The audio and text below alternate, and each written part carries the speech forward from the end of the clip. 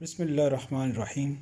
Viewers, आज के lecture के टॉपिक्स हैं physical quantities, base quantities, derived quantities, international system of units, base units, derived units और prefixes.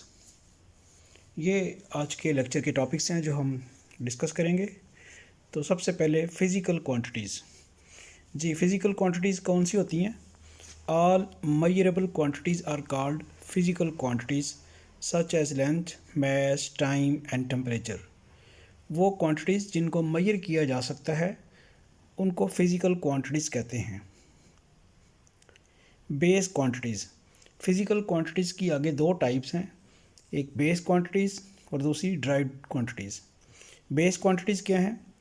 Physical quantities which form the foundation for other physical quantities are called the base quantities. यानी ये वो physical quantities हैं जिनको हम इस्तेमाल करते हुए दूसरी फ़िज़िकल क्वांटिटीज़ डिफ़ाइन करते हैं। these play the foundation for defining the other physical quantities। तो फिर बेस क्वांटिटीज़ कौन सी हुई? Physical quantities which form the foundation for the other physical quantities. There are 7 base quantities. ये क्वेश्चन पेपर में MCQs में भी आ जाता है कि टोटल बेस क्वांटिटीज़ कितनी है।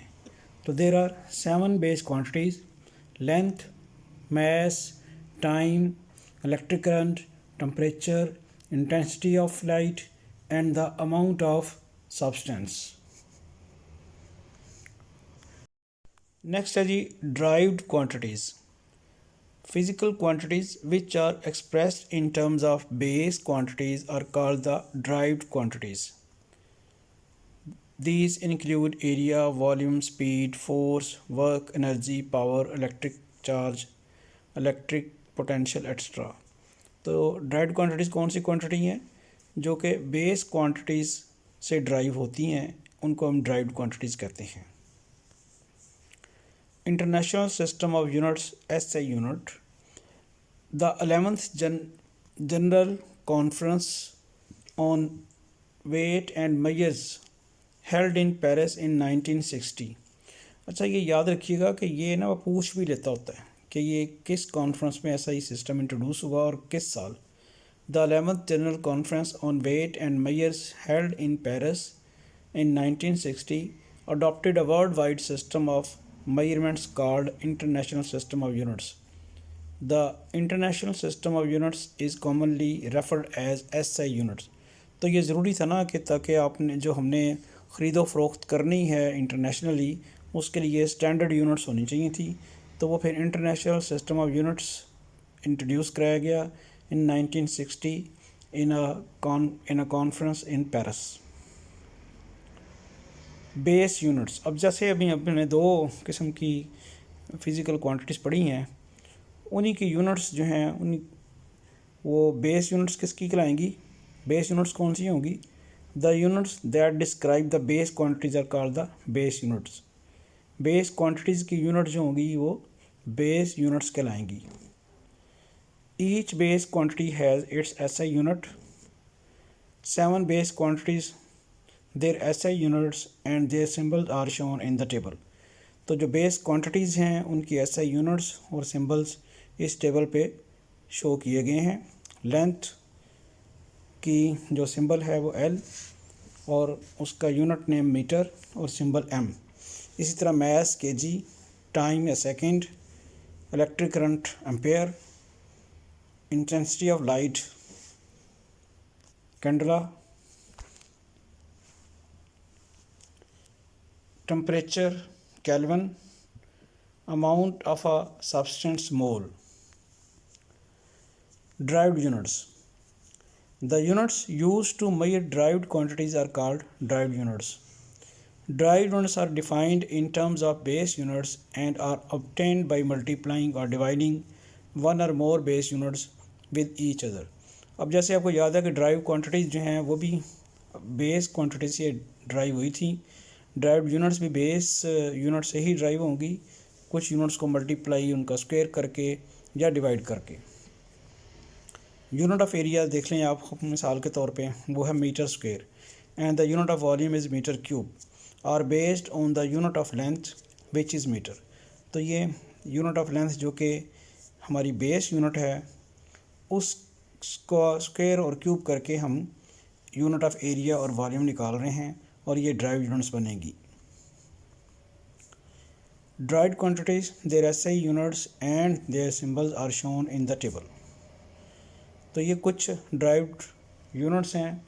Speed metre per second, acceleration metre per second square, volume metre cube, force newton, pressure pascal, density kg per metre cube, charge kolam.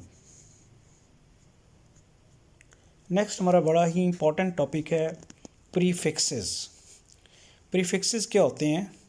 देखें, हमारे पास बहुत बाज़ का ना बहुत ह्यूज क्वांटिटी लिखनी पड़ती है, या फिर बड़ी स्मॉल क्वांटिटी लिखनी पड़ती है, वो लिखते वक्त काफ़ी टाइम लगता है, तो उसके लिए हम प्रीफिक्सेस यूज़ करते हैं।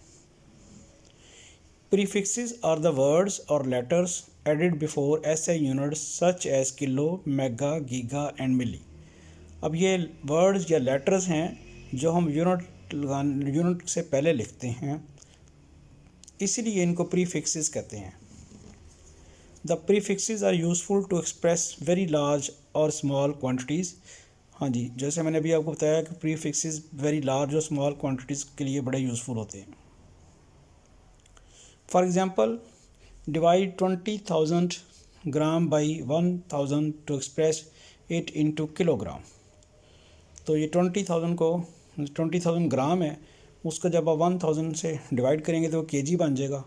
सिंस किलो रिप्रेजेंट 10⁻³ और 1000, 20 ग्राम, उसको 20,000 ग्राम को हमने 1000 से डिवाइड कराया तो केजी बन गया, और ये बन गया 20 केजी। अब ये जो के है ना, ये प्रीफिक्स है। जी यूनिट थी ग्राम, उससे पहले प्रीफिक्स लगा के। तो यही बात बताना चाह रहा था कि प्रीफिक्सेस से क्या मुराद है। तो वो 20,000 ग्राम लिखने के बजाय स्मॉल क्वांटिटी लिख, हमने उसको छोटी स्पेस में 20 लिख दिया और आगे ग्राम से पहले प्रीफिक्स लगा के उसे केजी कर दिया। ये जो के है ये प्रीफिक्स है। इसी तरह हम इसको इस फॉर्म में भी लिख सकते हैं, 20,000 gram is equal to 20 into 10⁻³ और 10⁻³ जो है उसके लिए के इस्तेमाल करेंगे तो आ जाएगा KG. Let's consider few more examples. 200,000 metre per second, इसको हम लिख सकते हैं 200 इंटू 10⁻³ मीटर पर सेकंड, और ये 10⁻³ आपको पता है किलो के लिए इस्तेमाल होता है, किलोमीटर पर सेकंड बन जाएगा ये 200 किलोमीटर पर सेकंड।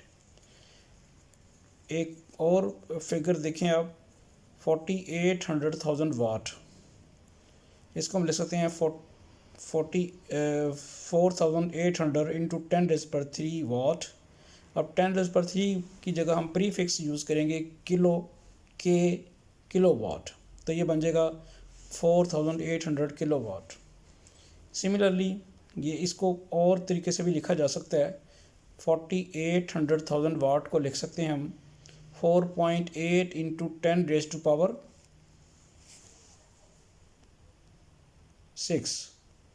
तो ये 10⁻⁶ जो है, इसकी जगह हम यूज़ करते हैं मेगा, तो ये बन जाएगा 4.8 मेगावाट। तो ये जो 4800,000 वाट था उसको हम 4,800 किलोवाट या 4.8 मेगावाट लिख सकते हैं। तो अब आपको समझ आ गई होगी कि प्रीफिक्सेस क्या हैं। ऊपर वाले एक्सप्रेशन में के इस्तेमाल हुआ है और नीचे आखिर में मेगा एम। ये कुछ मल्टीपल्स हैं एंड सब मल्टीपल्स ऑफ लेंथ।